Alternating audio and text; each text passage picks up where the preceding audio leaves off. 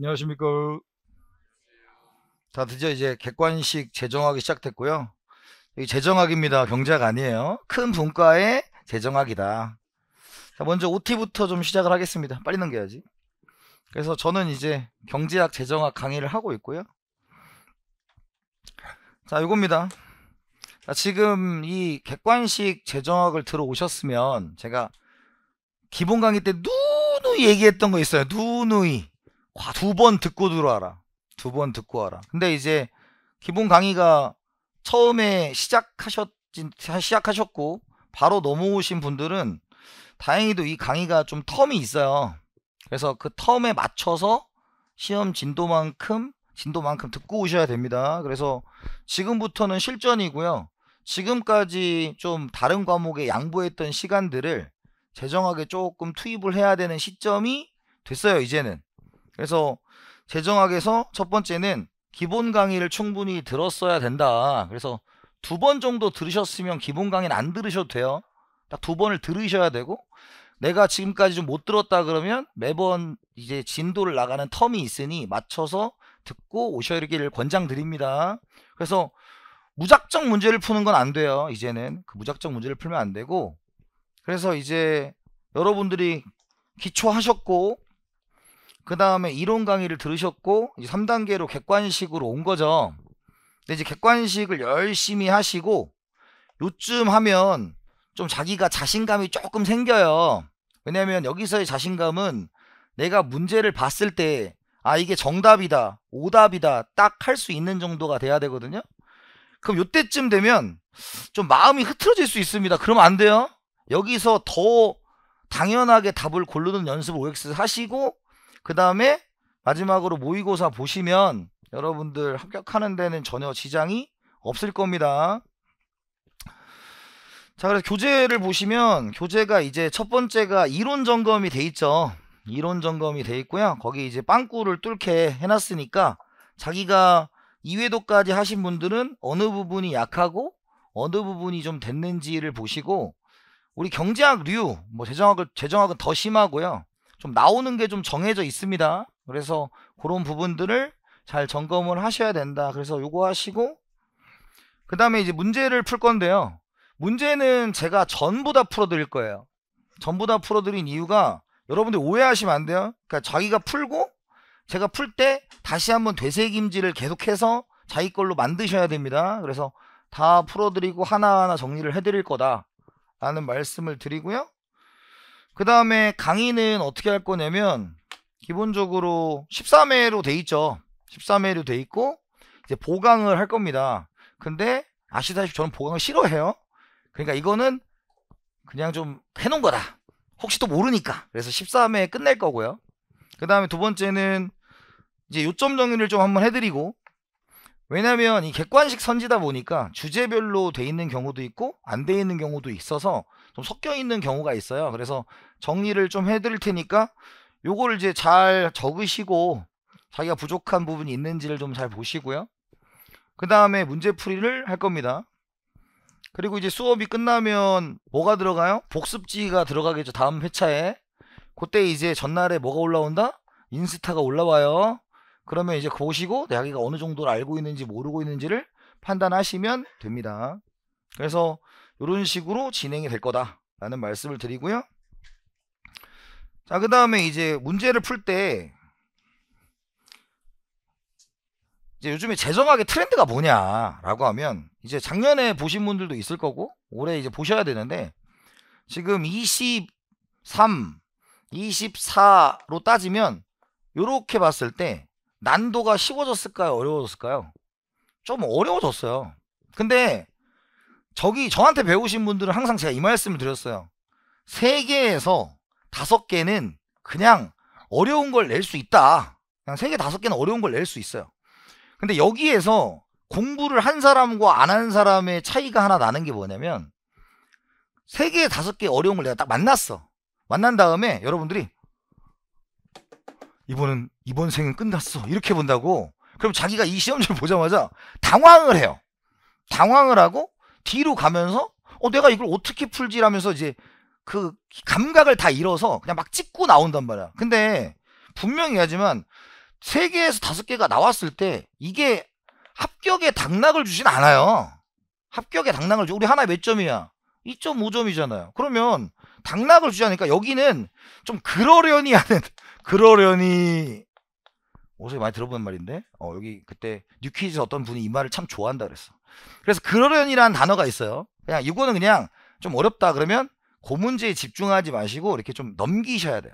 넘기시고 그럼 최근에 이제 요거 빼고는 나머지 20번 이상으로 가면 어떻게 되냐면 합격을 시켜줘야지 이러면서 갑자기 쉬워집니다. 근데 이제 1번에서 20번에서 모든 공력을 쏟았던 분들은 어떻게 되냐면 20번을 읽기가 싫어지는 거야. 20번부터 읽기가 싫어지는 거야. 이제 경험이 있으신 분은 이게 어떤 느낌인지 알 거예요. 20번부터가 좀 이제 합격을 시켜줘야 되니까 되게 단순하고 간단하고 이런 것들이 막 나와요. 근데 여기서 막 모든 걸 쏟아부은 사람은 여기가 좀 어려워집니다. 그래서 여러분들의 목표는 얘가 아니라 그 나머지 문제예요. 그 나머지 문제는 여전히 그냥 동일하게 나오고 있어요. 그렇기 때문에 재정학 때문에 떨어졌다. 그래서 난이도가 어려웠다고 느끼는 부분 여기를 보고 어렵다고 하지만 어떤 분이 저한테 그러더라고. 선생님 이번에 시험 되게 못 본 것 같아요. 그래서 시험지 보내봐요. 그랬더니 잘 봤는데? 그러니까 네? 그러더라고. 그분이 82점인가? 82.5점이 맞았어. 그리고 동차에서 갔어요. 이제 끝났어. 그치만 동차에서 갔어요. 근데 그런 거니까 뭐 이거에 대해서 너무 스트레스 받지 마시고요. 여러분들이 적어도 이 책만 그냥 달달달달 외워서 보시면 돼요. 거기서 벗어나는 문제는 뭐라고요? 그러려니 하시면 돼요. 거기에 너무 목숨 안 거셔도 됩니다. 100점 맞는 시험이 아니니까. 그래서 이제 어떻게 하셔야 되냐면 1번에 교재가 아닌 곳에 한번 푸세요. 특히 이제 여러분 푸시고 답은 책에 체크하지 마시고 연습장 같은 데 한번 푸세요. 그래서 내가 아는 것 모르는 것 좀 체크를 하시고요. 두 번째 이제 수업 시간에 들으면서 저하고 이제 내가 부족했던 부분, 왜냐면 얘를 만약에 여러분들이 좀 안 하고 여기 넘어오면 여러분들이 시간 배분을 잘 못해요. 그냥 제가 문제를 다 풀어주니까 참고로 말씀드리면 여러분들의 머릿속에서 이럴 바면 내가 혼자 푸는 게 낫지. 절대로 아니에요. 절대로. 그럼 시간이 더 걸려요. 제가 풀어줄 때 같이 보는 게 시간이 적어도 반 이상으로 절감됩니다. 그래서 같이 듣고 또 제 목소리가 그렇게 막 평범한 목소리는 아니잖아요. 그러니까 여러분들이 좀 귀에 좀 박힐 거라고. 그래서 여기서 좀 보시면서 여기서 풀어왔다면 여기서 내가 잘 푼 문제 못 푼 문제가 조금 힘 조절이 좀 될 거예요. 그러면 못 풀었던 문제를 열심히 들으시면 됩니다. 그 다음에 집에 가서 복기를 좀 해보시면 돼요. 근데 이제 재정학에서 여러분들 공부할 때 이런 공부는 비추해요. 자, 뭐냐면 선생님 이게 이렇게 바뀌어서 나오면 어떡합니까? 이게 이렇게 바뀌어서 나오면 어떡합니까? 그런 게 나온 적이 있으면 이 책에 다 있을 거예요. 근데 그게 아니고요. 재정학은 그 문장도 그대로 갖다 써요.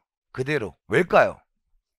경제학을 내는 사람들은 항상 생각이 똑같아. 내 문제가 오류가 아니었으면 좋겠다. 그럼 괜히 내가 문장을 만들어서 오류로 담을 수도 있잖아요. 그래서 오류로 담으면 이의제기의 전사 소우성이 또 같이 이의제기를 해드릴 거다. 그래서 제가 작년에 40번을 제가 이의제기를 통해서 살려드렸어. 몇 분 내가. 그래서 조금만 트집이 잡히면 제가 같이 해드릴 거니까 걱정하지 마시고. 그렇기 때문에 잘 안 해요. 그래서 공부하실 때 정답 문장을 잘 외우셔야 돼요. 정답 문장. 이걸 딱 봤을 때 이게 정답이다 라는 문장들이 있죠. 그 문장들을 잘 기억하셨다가 그 문장이 내 머릿속에 딱 들어오면 그 문장을 바꿔 쓰는 게 있을 거라고. 그 바꿔 쓰는 게 내게 될 거예요. 이해가요? 그러니까 이거를 오답부터 하고 정답을 하면 헷갈려. 그러니까 정답으로 나온다. 그래서 우리는 재정학을 풀 때는 어떻게 풀어야 된다? 파블로프의 강아지처럼 풀어야 되는 거예요. 툭 찌르면 이제 이따 똑같은 문장이 있어요. 이거죠. 이렇게 찍는 게 있죠. 대표적인 뭐야? 평등주의에서는 가중치를 부자에게 준다. 이런 문장이 있잖아. 그런 문장들이 있어요. 그런 것들을 딱딱딱 찾아내시면 여러분들 것이 됩니다. 그래서 반드시 정답 선지를 잘 하시고, 당연히 이게 끝나면 여러분들 뭐가 있어요? OX가 있어요. 그럼 OX에서 또 그 문장들을 보고 가는 거예요. 그래서 여러분들이 시험장에 갔을 때 요 문제를 제외하고는 그 문제의 선지에 대해 이질감이 없어야 돼요. 이질감이 없어야 된다고. 그런 걸로 다 답을 찾을 수 있으니까, 그런 시험이 재정학이니까 걱정하지 마시고요. 너무 막 어렵게 나온다 이런 거 아니니까. 그래서 키워드 중심으로 반드시 공부를 좀 하셔야 됩니다. 자, 그래서 이제 거기 보면 카페 있죠, 카페. 그래서 뭐 필기노트 가져가시는 분을 잘 가져가시고요. 나중에 이것도 이제 잘 정리하는 분 있으면 또 섭외해가지고 또 올려놓도록 하겠습니다. 여기 필기노트 제공자도 여기 앉아있고요. 네. 자, 그 다음에 인스타그램 하죠. 그래서 인스타그램에 올려놓을 거니까 그거 잘 활용하시고, 그리고 거의 재정학 중심으로 인스타에 올려놔요. 왜냐면 경제학은 좀 올리기가 애매해. 경제학은 반 이상이 무슨 문제? 계산 문제거든요. 근데 여러분들은 계산 문제가 몇 개 나온다고요? 맥스 5개야. 그랬더니 또 이런다. 선생님, 계산 문제는 버려도 됩니까? 뭘 맨날 버려. 그러지 마. 그런 거 아니에요. 그런 시험이 아니고, 계산 문제도 딱 나오는 몇 가지만 나와요. 그러니까 그 몇 가지를 추려가지고 내가 이거는 준비하되 그걸 벗어나면 어떻게 해라. 그건 어쩔 수 없는 건데, 내가 준비한 몇 가지의 것들만 잘 해서 보시면 충분해요. 그래서 여러분들이 그런 것들을 잘 해두시면 되고, 여기 또 작년부터 엄청 쌓인 OX가 있을 거예요. 그래서 자기가 대중교통 이용하시는 분들은 이렇게 하나씩 보시면서 OX를 하시면 또 좋을 거예요. 그리고 그럼 또 그런다니까, 선생님 저는 인스타 안 하는데요, 카페에도 똑같이 올려놔요. 그러니까 카페에서 보시면 돼요. 네, 그래서 여러분들이 공부하는데 최소한의 노력을 다하도록 하겠습니다. 물론 올릴 때마다 뭐 하나 싶고 그래. 근데 올려놓으면 또 좋아하는 분들이 있고, 그래서 밑에 이제 잘 활용하시는 분들은 자기가 시험처럼 보시더라고요. 그래서 내가 이번에 몇 개 맞았다 이렇게 기록을 좀 하시더라고요. 그런 분들이 좀 있으니까 자기가 잘 활용하시면 좋을 것 같습니다. 자, 그래서 분명히 하지만 얘기해요. 100점은 어렵고 80에서 90점은 맞을 수 있는 시험이 재정학입니다. 그래서 100점을 맞으려면 세법 회계를 좀 포기하셔야 되고요. 근데 그러면 안 되죠? 네. 재정학 때문에 떨어진 사람은 없어요. 네. 뭐 때문에 떨어진다? 돈과 예, 그만하겠습니다. 네. 네.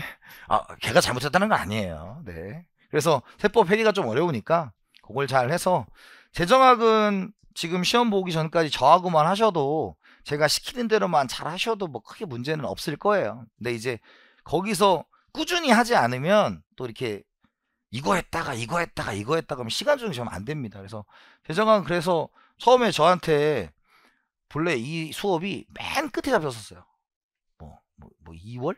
그래서 그렇게는 안 된다고, 좀 시간을 좀 두고 할 수 있는 시간을 좀 줘야 된다, 이렇게 말씀드렸습니다.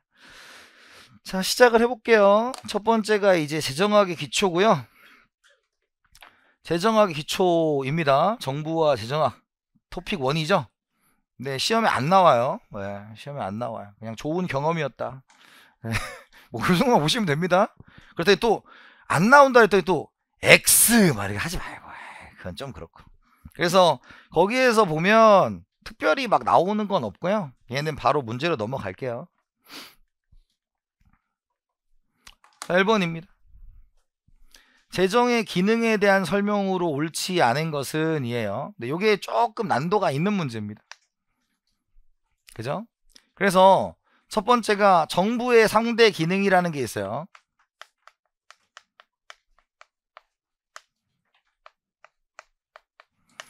정부의 3대 기능이 있고요. 첫 번째가 뭐가 있냐면 자원 배분 기능, 두 번째가 소득 재분배,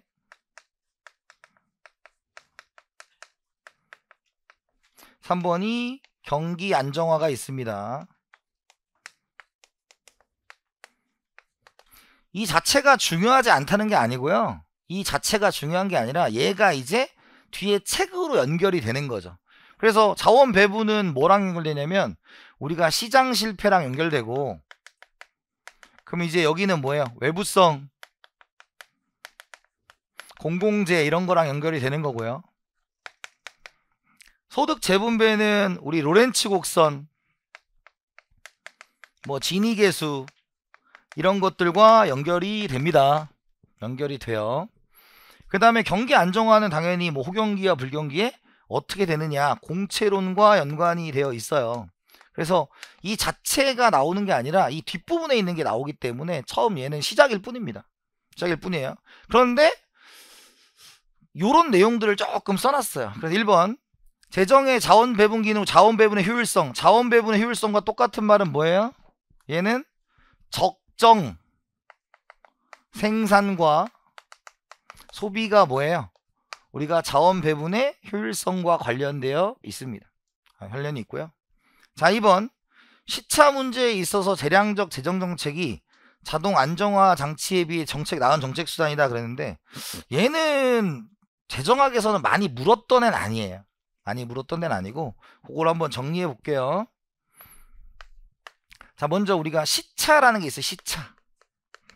자, 시차가 뭐냐면 인식 시차라는 게 있고요.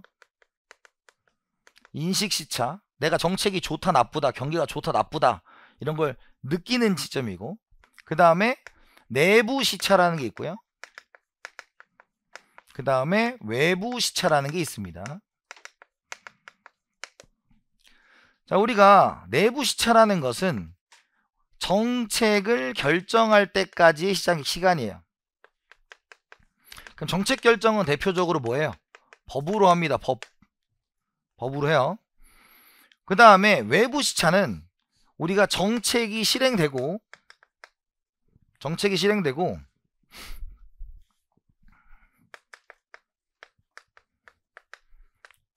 효과가 어떨 거냐를 물어봐요. 효과가 어떨 거냐를 물어봐요. 그러면 우리가 이제 세 번째 재정정책이라는 게 있고 통화정책이라는 게 있어요. 근데 얘가 뭐 엄청 중요하거나 이런 건 아니에요. 그냥 요런 게 있다 정도예요. 그냥 나중에 공채론 할 때 물어는 볼 수 있으니까. 이 얘기는 하나의 문제지만 공채론에 들어갔어도 상관이 없는 문제입니다. 자, 그래서 재정정책은 우리가 정부 지출을 갖고 하는 거기 때문에 법을 갖고 하는 게 일반적이에요. 그래서 대표적으로 뭐 예산 같은 거 막 통과시키고 있잖아요. 그런 것들로 얘기하고, 그 다음에 통화정책은 뭘 갖고 하는 거다? 이자율을 가지고 하는 게 일반적이에요. 그러면 법은 어떻게 결정해요?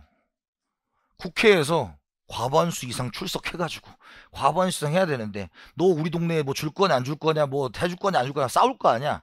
그러니까 내부 시차는 우리가 길다 짧다, 법을 만들 때까지 들어가는 게 뭐라고요? 얘가 재정정책이에요. 그죠? 근데 짧다는 뭐야? 우리가 통화정책입니다. 통화정책은 누구? 우리 이창용 총재님께서 경기가 안 좋아, 이자율 0.5% 내려, 이러면 끝나요. 그냥 말하면 끝나죠, 여기는. 그래서 법을 만드는데 시간이 오래 걸립니다, 이런 뜻이에요. 그런데 외부 시차는 길다가 뭐냐면 이자율을 딱 올리거나 내리면 그 반응이 최소 6개월 뒤에 와요. 6개월 뒤에 와. 그러니까 길다가 통화정책이 되고 짧다가 재정정책이 됩니다. 그죠? 그런데 네 번째 안정화 장치라는 게 있어요. 안정화 장치, 이건 뭐냐면 알아서 조절되게 하는 거다. 대표적으로 뭐가 있다? 누진세와 우리가 고용보험이 있겠죠? 그러면 안정화 장치는 일단 뭐가 돼 있는 거야? 법제화가 되어 있는 겁니다. 법으로 돼 있어. 그러면 법으로 돼 있으니까 이걸 결정할 필요가 있어요, 없어요?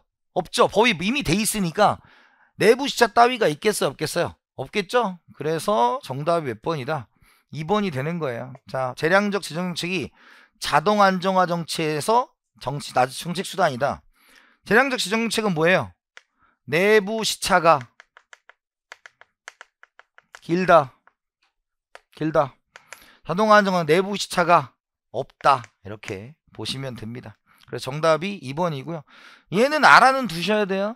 이 문장. 왜냐면 공채론에서는 이 재정정책을 사용하는 게 뭐예요? 공채론이기 때문에 우리가 공채론에서 재량적 재정책은 만드는데 시간이 뭐한다? 오래 걸린다. 이렇게 보시면 됩니다. 그래서 나은 수단이다 라고 이렇게 표현하는 건 좀 아니고 뭐 짧다 길다로 해줬어야지. 그죠? 근데 이 출제자는 항상 우리 출제자는 어떤 대상이라고요? 이해의 대상. 우리 아들 같은 존재. 우리 아들이 최근에 제가 복권을 딱 샀어요. 그래가지고 딱 당첨이 야 아들 당첨됐어. 그러니까 우리 아들이 뭐라는 줄 알아? 얼마야를 묻지도 않았어. 우리 아들이 아빠 나 줘. 자식 새끼 키워봐야 그냥 액수도 상관없어가지고 일단 날 달래. 그래서 저리 가라고. 이렇게 됐습니다. 정답은 2번이고요 3번 자동 안정화 장치의 정책 수단으로는 실업보험제도와 소득세제와 누진세 제도가 있다 라는 것입니다. 그래서 맞죠? 그 다음 실업보험이 고용보험이라고 얘기한 거고요. 네 번째, 정부가 재정으로 개입할 수 있는 시장 실패 유형으로는 공공재, 외부성 등이 있다. 공공재는 과, 소, 외부성은 뭐예요? 과다, 과소 다 되죠? 그러니까 적정이 아니면 정부가 개입할 수 있는 거다 라는 것이고요. 5번에 소득 재분배를 재정 투입으로 소득 계층 간 수평적 공평성과 수직적 공평성을 개선할 수 있다. 수평적 공평이 뭐였어요?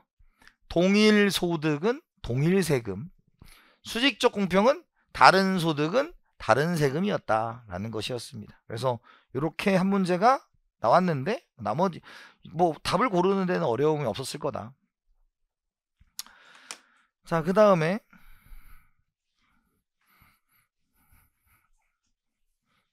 그리고 이따가 끝날 때 이제 몇 번 공부하세요 알려드릴 거예요. 네, 그건 꼭 잘 인지를 하시고 가셔야 됩니다.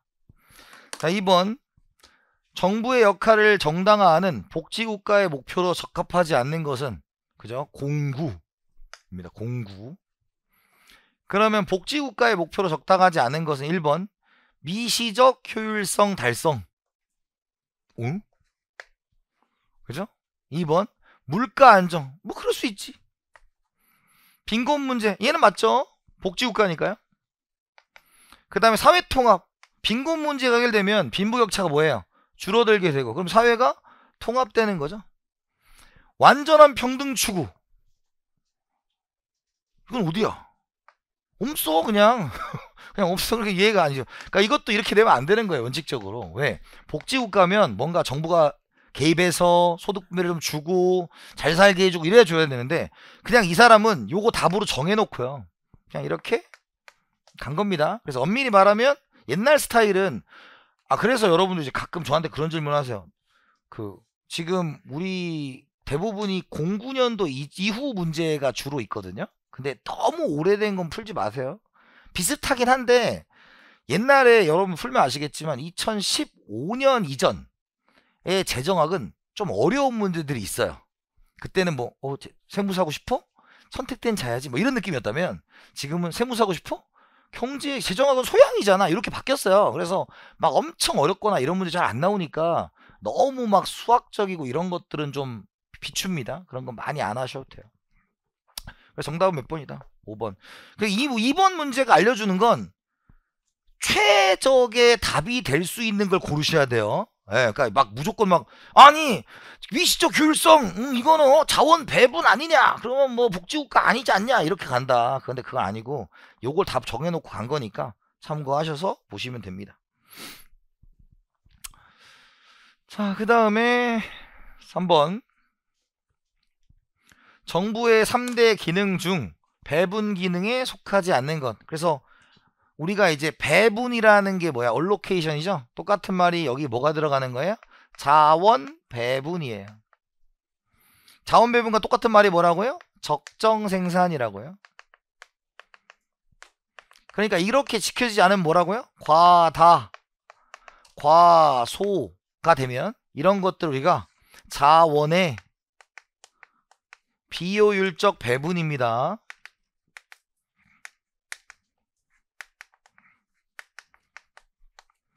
그래서 자원의 비효율적 배분은 그냥 무슨 말이라고요? 과다거나 과소면 자원의 비효율적 배분이다. 이렇게 표현을 합니다. 자, 그럼 1번 기초생활보장. 얘는 뭐예요? 얘는 소득 재분배죠. 그래서 이렇게 구분하는 거지. 소득 분배는 우리가 노동자본, 토지 이런 것들을 제공해서 돈을 얼만큼 버느냐의 문제고, 재분배는 뭐예요? 재분배는 우리가 세금 같은 거 걷어가지고 다시 나눠주는 거죠. 이렇게 구분을 하셔야 된다라는 것입니다. 자, 그 다음에 오염배출권 거래제도는 우리가 환경오염이니까 음의 외부성이죠. 자, 음의 외부성. 음의 외부성은 좋은 거, 나쁜 거? 나쁜 거. 나쁜 거면 많아야 돼, 적어야 돼? 아니, 그렇게 하네요. 나쁜 거는 많이 나와요, 적게 나와요? 많이 나오죠? 그러니까 얘는 지금 뭐예요? 과다니까 적정, 과소, 과다 이런 걸로 가는 거 맞죠? 공공재는 뭐예요? 과소. 독점은 뭐예요? 과소. 그 다음에 5번에 환경세를 부과한다는 건 뭐예요? 음의 외부성이니까 과다가 되더라 라는 것입니다. 정답은 1번이다. 자, 그 다음에 책이 있잖아요. 저는 뭐 책을 되게 두껍게 쓰는 편이 아니라서, 왜냐면 두꺼우면 장점과 단점이 명확하죠. 두꺼우면 모든 내용이 다 들어가 있다는 장점이 있고, 단점은 포기하게 되죠. 근데 저는 그런 스타일이 아니어서 되도록이면 기출문제를 많이 넣으려고 했는데, 지금 4번 5번 보면 아무것도 안 써있죠? 그만큼 기출이 없다는 뜻이에요. 그러니까 여러분들한테 이 책의 구성은 순서대로 기출을 쫙 나열해 놓은 겁니다. 그러면 이제 챕터 토픽이 막 두껍다, 그럼 무슨 말이에요? 많이 나온다는 뜻이야. 근데 토픽이 얕다, 그러면 이제 왜 이렇게 놓냐? 우리 항상 공부할 때 뭐 합니까? 앞부터 열심히 하지, 그러고 이제 포기하자. 그러면 안 된다고. 그런 공부가 아니에요. 그런 공부가 아니다. 자, 그래서 자, 이제 4번은 시험에 안 나왔는데, 우리가 기계론적 견해가 있죠. 기계론적 견해. 그죠? 요거와 반대가 되는 게 뭐예요? 유기체적 견해예요. 여기 한 번 나온 적이 없습니다. 근데 이제 풍성하게 넣어놓은 거예요. 그래서 기계론은 그냥 심플하게 사회와 인간 중에서 누가 중요하다? 인간이 중요하다. 사회는 뭐다? 기계다. 근데 유기체는 뭐예요?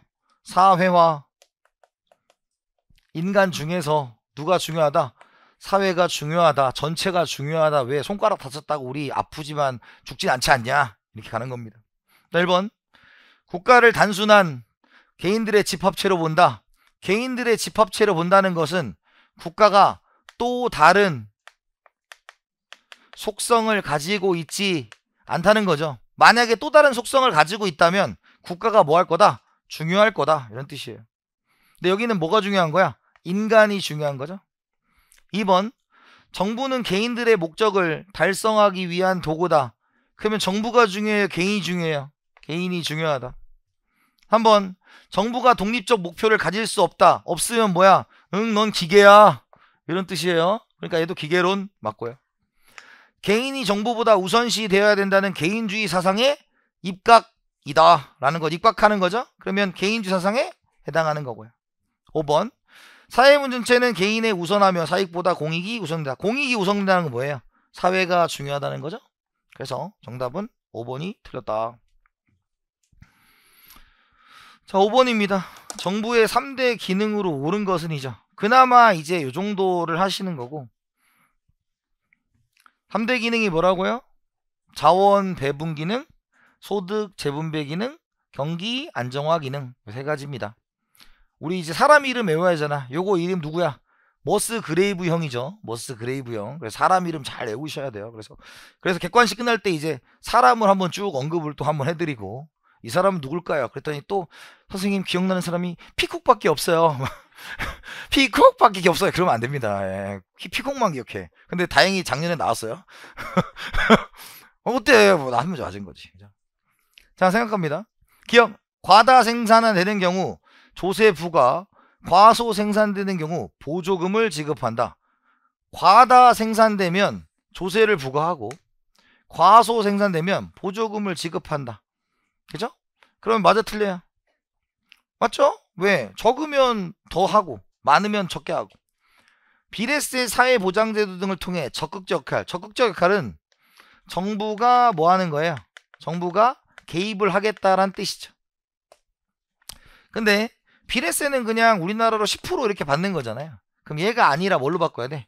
누진세가 되어야 적극적으로 좀 개입한다 이렇게 볼 수가 있고요. 디귿 물가와 완전 고용을 위해 정부의 정책적 개입 목표는 그렇게 할 수 있죠. 네 번째, 경기 변동과 동일한 방향을 추구하기 위해서. 요즘에 경기 좋대 안 좋대요? 여러분 꼭 합격하세요. 시국이 그런 시국이 아니에요. 지금 절체절명의 위기입니다. 지금. 이러면 지금 제가 보기에 내년에는 이 시험에 응시하는 인원이 훨씬 많아질 수 있어요. 훨씬 많아졌어요. 빨리빨리 붙으세요. 그래서 어떻게 된다? 경기가 지금 이렇게 있으면 우리가 지금 어디로 가고 있어? 이렇게 가고 있잖아요. 그럼 뭐야? 같은 방향. 그래 다 죽자 그냥. 이런 거 아니다. 그죠? 죽으면 안 돼요, 여러분. 정답 몇 번이다? 2번이다. 자, 그래서 시험 문제는 그나마 여기서 볼만한 문제는 1번하고 5번 정도? 네, 1번하고 5번 정도는 체크를 해두셨다가 자기가 이 정도 구분할 수 있으면 될 거예요. 그랬더니 체크해주는 것만 보라는 게 아니고 이건 최소한의 것이란 뜻입니다. 최소한의 것. 자, 이제 자원 배분의 효율성과 후생 경제학의 정리죠.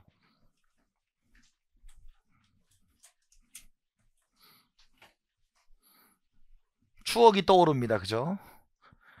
재정학을 처음 시작했을 때 제가 제발 여러분 여기에 목숨 걸지 마시고 할 수 있으니까 뒤로 좀 버티시고 그런 얘기를 했던 추억이 오는 곳이고요. 최근에 여기가 시험 문제가 좀 출제가 되고 있어요. 최근에 좀 출제가 되고 있는데 이거를 다 맞으려고 하면 제가 보기에는 밑도 끝도 없습니다. 근데 나올 수 있는 문제는 다 나왔다고 봐요. 그러니까 지금 여기 이제 보시면 아시겠지만 그런 문제들이 좀 다 나왔다고 봅니다. 그래서 이제 여기서는 좀 단문이 좀 빠지지 않았나. 내년에 봤을 때는 좀 단문이 빠지지 않았나. 근데 얘를 내면 이 시험지에 그 5개 중에 하나는 들어가는 거예요. 그러니까 거기에서 막 너무 스트레스를 받거나 그럴 필요는 좀 없는 것 같다. 이렇게 말씀을 드립니다. 그래서 첫 번째가 우리가 효율성 앤드 공평성이 있겠죠. 이건 정리를 좀 하고 갑니다. 시험에 뭐가 나올지 좀 정리를 하고 갈게요. 정리는 이렇게 쫙 펼쳐서 할 겁니다. 자, 효율성은 우리가 뭐예요? 파레토 효율성으로 하는 거고요. 공평성은 뭘로 하는 거다? 사회 후생 함수로 하는 겁니다.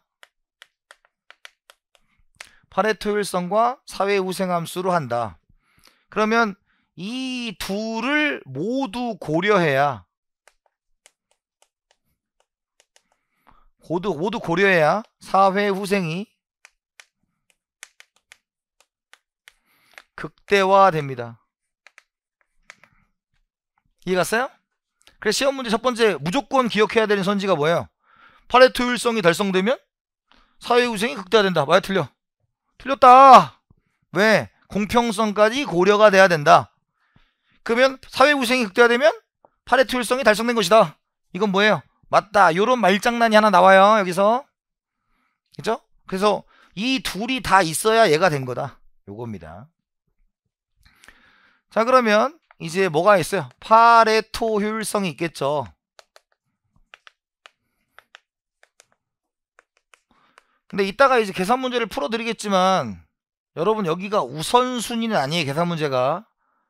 무슨 말인지 알겠어요? 그러니까 계산 문제에 대해서 설명을 하겠지만 여러분들은 일단 내가 맞출 수 있는 뭐에 집중을 해야 된다? 말 문제에 집중을 해야 돼요. 말 문제. 그래서 가장 기본적인 말 문제가 뭐예요? 소비에서의 파레토 효율성은 뭐예요? 소비에서의 파레토 효율성은 MRS XY의 A MRS의 XY의 B죠. 자, MRS가 뭐였어? 한계, 대체, 율이었습니다. 한계, 대체율. 그 다음에 생산에서의 파레토 효율성은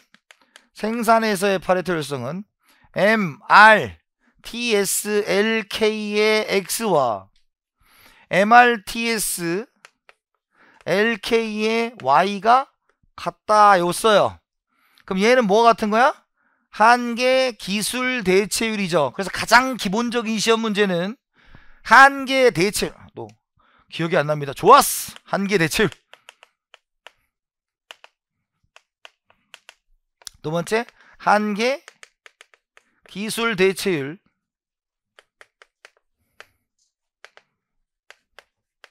한계 대체율과 한계 기술 대체율을 말을 바꿔 쓰는 거예요.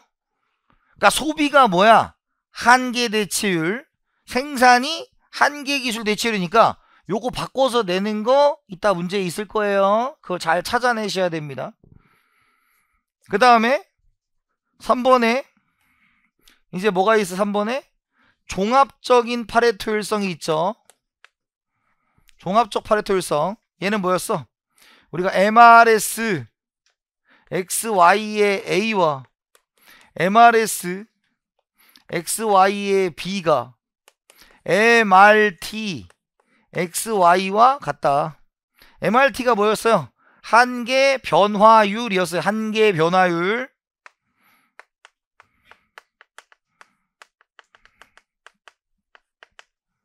한계 변화율이다. 그리고 얘를 이제 뭘로 쓸 수도 있어요. 요렇게도 쓸 수 있죠. 이렇게 쓸 수 있죠. 그러면 요렇게 쓰면 요걸 우리가 뭐라 한다? 사무엘슨 공식이라고 한다 라는 것이었습니다.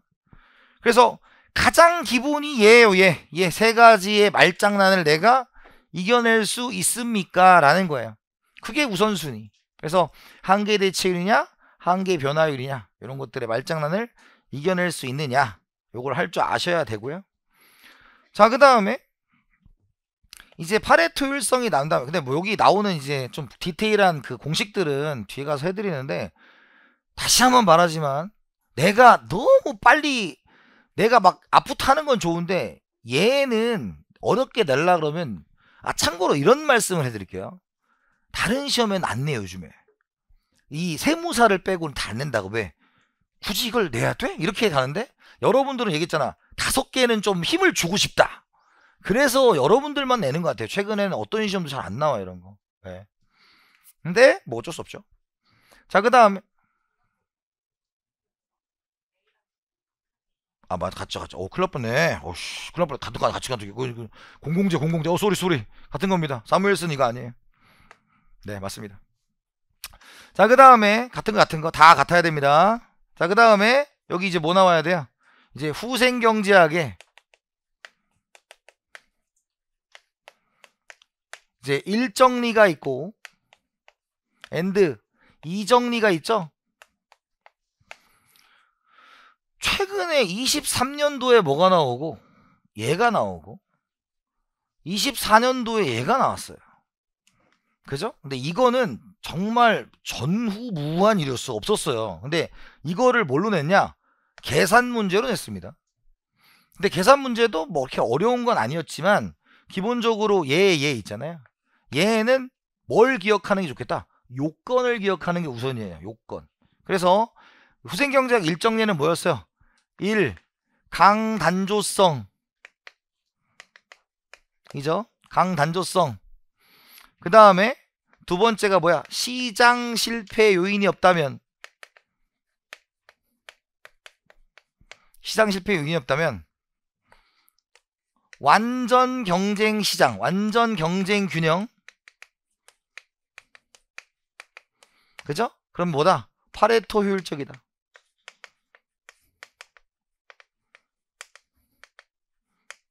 요거. 그 다음에 이 정리는 뭐예요? 우리가 연속성, 이 볼록성, 강단조성이 있다면, 그죠? 강단조성이 있다면 2번이 뭐예요? 가격 체계를 변화시키지 않고 개입을 하면 3. 효율성의 침해 없이 침해 없이 뭘 높일 수 있다? 공평성을 높일 수 있다. 그래서 여러분들이 이제 시험 문제는 이런 거 나오죠. 여기서는 이걸 갖고 장난을 칩니다. 시장 실패 요인이 있다면도 안 돼요. 없을 때. 그러니까 없다는 건 뭐야? 독과점도 아니고 외부성도 없고 이럴 때 하는 거고. 그 다음에 완전 경쟁 균형은 뭘로 생각하면 돼요? 완전 경쟁 시장으로 생각하면 되고요. 그 다음 여기는 이제 뭐 갖고 내요? 쪼잔한 문제는 약단조성? 뭐 이렇게. 약단조성 안 돼요. 약단조성 안 되고 강단조성. 이게 모이스 베러라는 뜻입니다. 많이 소비할수 좋다. 그 다음에 최근에 다른 시험에서 얘가 나왔어요. 우리 시험에도 얘가 나왔고요. 가격 체계의 변화가 없다라는 말은 우리가 배웠어. 가격 체계의 변화가 없다. 뭐가 없다? 대체 효과가 없다. 대체 효과가 없으면 뭐도 없는 거야? 초과 부담도 없는 거죠. 그렇게 연결해서 출제를 합니다. 그리고 뭐 이거죠. 효율성의 침해 없이. 효율성의 침해 없이. 그래서 이걸로 효율성의 침해 없이 공평성도 높일 수 있다. 그 다음에 마지막으로 나오는 게 얘가 이제 뭐예요? 우리가 이제 애덤 스미스 형님이 나오는 거죠. 보이지 않는 손. 그래서 요걸 가지고 하는데 일단 얘가 최소한의 것이에요. 우리가 이제 계산 문제도 있고 여러 개가 있지만 기본적으로 여기선 첫 번째, 여기에서 말 문제는 뭐예요? 사회 후생과 효율성 공평성의 관계를 내가 정확하게 파악하고 있는지 1번. 두 번째, 여기에서는 뭐예요? 여기에서는 이 요건들에 대해서 기억하고 말 바꿔 쓰는 거에 대해서 내가 구분할 수 있는지. 세 번째는 후생경제학의 일정리와 이정리는 사실 계산 문제는 이따가 풀어드리겠지만 계산이 주는 아니고요. 계산이 주는 아니고 기본적으로 내가 이 요건에서 이걸 읽었을 때 뭐가 잘못된 것이냐를 파악할 수 있어야 돼요. 어떻게 틀렸다. 그걸 내가 판단할 수 있으시면 됩니다. 그렇게 해서 봤고요. 자, 그러면 한 문제를 해보죠.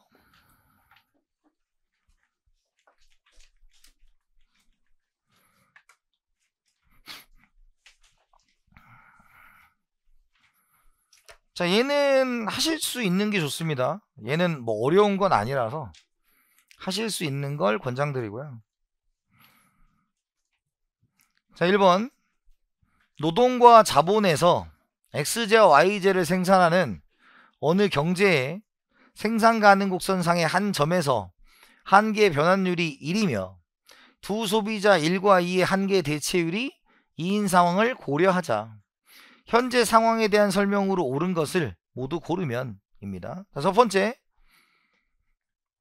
자, 1번에 MRT가 뭐냐라는 거예요. MRT.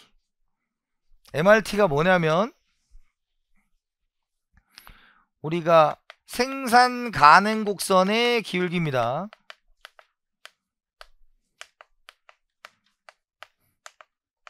생산 가능 곡선의 기울기예요. 자, 그러면 얘는 뭐냐? X제가 있고 Y제가 있을 때 이런 식으로 생산 가능 곡선이 그려졌다는 겁니다. 그럼 생산 가능 곡선의 기울기가 선 위는 효율적인 생산이 이루어졌다 이거야. 그러니까 엄밀히 말하면 우리 수업 시간에 어떻게 했냐면 한계 기술 대체율이 같은 지점을 연결한 계약 곡선을 연결해 가지고 만들어낸 거였어. 근데 거기까지는 할 필요가 없고요. 그냥 우리 기억이 뭐야? 선위 효율, 선안 비효율 이 정도만 기억하면 돼요. 자, 그런데 선위가 효율적인 생산이 일어났다는 것은 생산의 파레토 효율성이 달성됐다는 겁니다.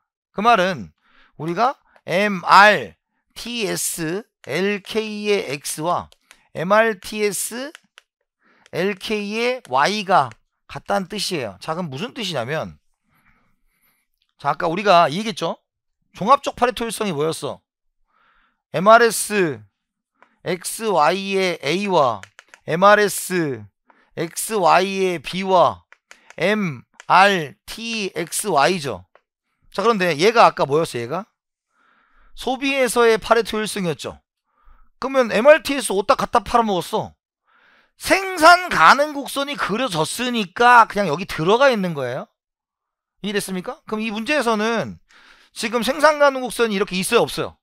있지. 있다는 건 무슨 뜻이에요? 생산의 파레토 효율성이 달성되었다니까. 기억, 이 경제 현재 상황에서 생산의 파레토 효율성은 만족된다. 맞습니다. 이해됐어요? 두 번째, 이 경제 현재 상황에서 소비 측면으로의 효율성은 만족된다 그랬어요. 자, 소비는 뭐였어? 한계의 대체율이 뭐 할 때? 같을 때니까 둘이 뭐예요? 같죠? 그러니까 만족된다. 나쁜 사람들, 우리 세무사는 이러지 않는데 끝까지 읽어보게 했어. 참고로 나중에 이렇지 않은 문제 꽤 많아요. 그러니까 처음부터는 소고법을 하지 마시고요. 시험장 가서는 변수가 있잖아. 같이 보는 과목이 있으니까 그런 변수들을 조금 고려하셔야 됩니다. 자, 그러면 세 번째입니다. 이 경제는 현재 상황에서 경제 전체적으로 생산과 소비의 종합적인 파레토 개선이 가능하다 그랬죠. 자, 그럼 2번입니다.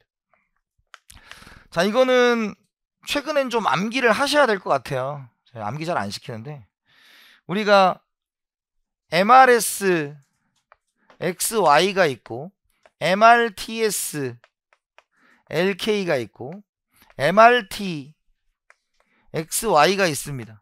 자, 이걸 이제 표현을 하는데, 자, MRS는 뭐예요? 소비와 관련되죠? 그럼 소비를 뭐라고 합니까? 우리가 소비를 효용이란 단어를 쓴다 그랬죠? 그래서 얘는 MU를 쓰고 뭐부터 쓰면 된다? Y, X죠? 그래서 뿌리를 박아라 이렇게 말씀드렸죠. 기본 개념 시간에 증명을 했지만 증명은 필요 없어요. 그런 거 묻지도 않아. MU, Y분의 MUX 기억하는 방법은 MRS는 뭐였다? 무차별 곡선 소비니까, 소비와 관련된 건 효용이니까 이렇게 생각하자. 자, 그 다음에 MRTS는 뭐예요? 생산이니까 MP 이렇게 있는 거죠. 그런데 뭔가 뿌리를 받고 싶어. 그게 뭐야? K, L 이렇게 기억하면 된다 그랬어요. 자, 그 다음에 MRT는 뭐예요? 생산 가능 곡선이니까 주어진 자원을 썼다라는 개념이니까 비용으로 생각하면 된다 그랬죠. 그래서 MC 이렇게 생각을 하고, 당연히 여기도 뭐예요? 뿌리를 박아라 이렇게 하면 되겠죠. 그래서 이거는 좀 기억을 하시길 권장드립니다. 얘랑 얘는 좀 그러니까 얘를 좀 많이 물어보죠. 얘는 많이 물어보고.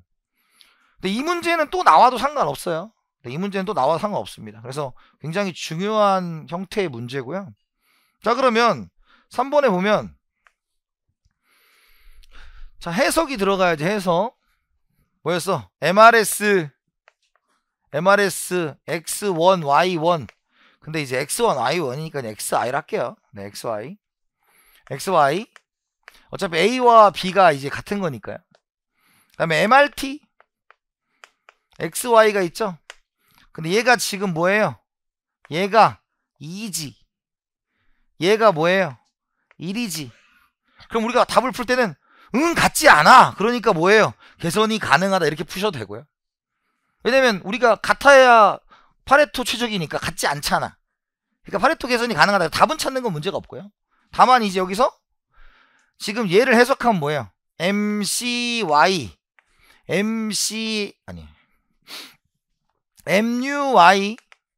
MUX가 얘는 뭐다? 1분의 2죠. 그럼 해석하면 뭐야? Y가 X가 Y보다 몇 배 좋다? 2배 좋아요. 이런 뜻이고, 얘는 지금 뭐야? 1이니까 MCX가 이제 1분의 1인 거죠. 둘이 같으니까 지금 얘가 큰 상황이잖아요. 그럼 요거는 뭘로 하면 돼? 뭘 늘리고? XJ 생산을 뭐하고? 늘리고. 왜? 좋기는 2배 좋은데 비용이 같으니까. 그 다음에 YJ 생산을 줄인다 이런 뜻입니다. 그리고 답을 찾는 건 전혀 어려운 건 아니었어요. 왜? 첫 번째 생산 측면의 효율성은 뭐예요? 생산 가능 곡선이 그려졌구나. 2번 소비 측면의 효율성은 뭐예요? 한계 대체율이 같구나. 3. 파레토 개선이 가능하다라는 뭐였어요? 우리가 파레토 효율적이지 않구나. 그 말은 뭐예요? 숫자가 다르다. 이렇게 생각을 해두시면 되고, 1번은 또 나올 수 있습니다. 얘는 이걸 할 줄 아셔야 돼요. 네. 그래서 어디까지 알아두시면 좋냐면 여기까지 알아두시면 좋아요. 네, 여기까지 알아두시면 됩니다. 자, 이렇게 하고요. 자, 이번 시간에 뭐 배웠나요? 뭐 다 기억 안 나는데 뭐 좋은 경험이었다 이것만 기억나면 안 됩니다. 네. 첫 번째 뭐가 나옵니까 시험에? 아까 우리 그 내부 시차 외부 시차 했던 거 있죠? 걔는 여기서는 그렇게 중요하다고 보시진 않아도 되는데 항상 얘기했죠. 시험을 쉽게 내면 여러분들 뭐가 나올 것 같습니까? 자동 안정화 장치 같은 거 내는 거야. 그쵸? 뒤에 가면. 그래서 그거는 뒤에 가면 공채는 똑같이 있기 때문에 한번 고민을 해보셔야 되고요. 그 다음에 두 번째는 파레토 효율성에 대해서 이제 기본적인 효율성 공평성에 대한 얘기, 파레토 효율성에 대한 얘기 했죠. 그럼 그게 이제 문제화가 어떻게 되느냐인데 이번 문제는 제가 보기에는 뭐 다른 시험에도 나오지 않을 가능성이 높습니다. 근데 여러분들한테 나왔고 그거는 다음 시간에 잠깐 다시 한번 말씀드리도록 하겠습니다. 이렇게 하고요. 잠깐 쉬었다 하겠습니다.